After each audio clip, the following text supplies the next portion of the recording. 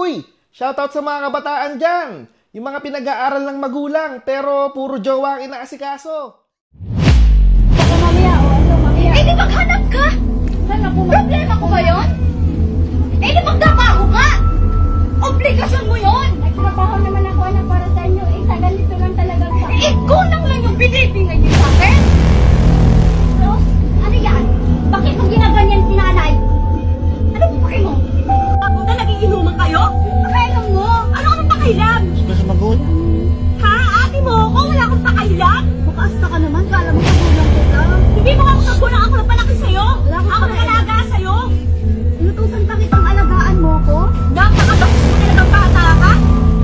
Ako nagmamalas sa akin sa'yo? Sino pa magmamalas sa akin? Palagi mo magmamalas sa akin sa yung mga lalaki yan? Oo. Tumigil ka nga! Di mo ba naiisip yung sinasabi mo? Kasi di ba ilang araw ko nang hinahanap yan? Tapos dito lang kita maabutan kung di ko pa babalikan sa classmate mo? Nandiyan na po, te. Tingnan mo ko? Ang alam ko, nag-aaral ka! Tapos dito ka matatagpuan? Ayun ba yung pinag-aaralan mo? Puro lalaki ang kasama mo? Ganito na ang mga kabataan ngayon.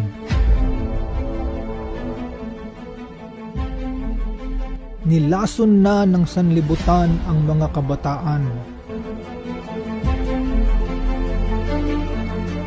At may malaking parte dito ang musika at ang social media dahil ito ang kanilang nakikita at napapakinggan sa YouTube, sa Facebook at sa TikTok.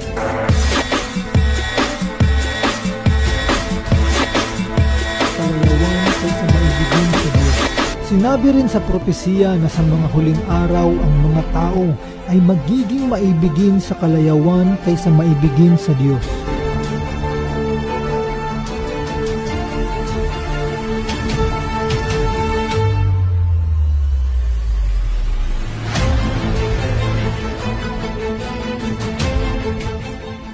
Obligasyon ninyo ngayon na yung inyong mga anak bantayan.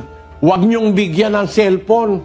Lalo na yung mga batang hindi pa nakakaintindi na bibigyan mo na ng cellphone. Nakakita nga ako nung isa rito eh. Meron ditong isang anak parang kulang ang isip. Nakita ko wala na lang ginagawa kundi mag-cellphone. Yun ba, turuan mo, kahit na balimbawa kulang ang isip niya, no? Turuan mo maghugas ng pinggan, magwalis, pero puro cellphone. Ano ang mangyayari dun sa anak mo? Kulang ang isip niya, pero puno siya ng gawain ng sanlibutan dahil sa cellphone. Punong-puno na siya. Wala nang siyang magiging pakinabang. Baka, di ba, tinuturo ko sa inyo, yung mga ganyan, malaki ang chance maligtas. Eh baka hindi na maligtas yun pagka pinabayaan mo na puro ganun na lang ang gagawin. Masama yan. Huwag tayong konsentidor. Kung mahal nyo ang inyong mga anak, mga kapatid, bantayan natin ating kabataan. Addiction yan. At yung addiction na yan, maraming sisirain. Sisirain ang iyong katawan, sisirain pa ang iyong kaluluwa at espiritu. Kaya alam nyo mga kapatid, isa sa mga aral ng Biblia ito. Pakinggan nyo, sa 5 ng unang Tesalonica, 23. Umpisa mo sa 21, Sis Luz. Subukin ninyo ang lahat ng mga bagay. Ingatan ninyo ang mabuti. Layuan ninyo ang bawat anyo ng masama. At pakabanalin kayong lubos ng Diyos din ng kapayapaan. At ang inyong espiritu at kaluluwa at katawan ay ingatang buo na walang kapintasan sa pagparito ng ating Panginoong Hesukristo. Ingatan ang mabuti, subukin lahat ng bagay. Ingatan ang mabuti.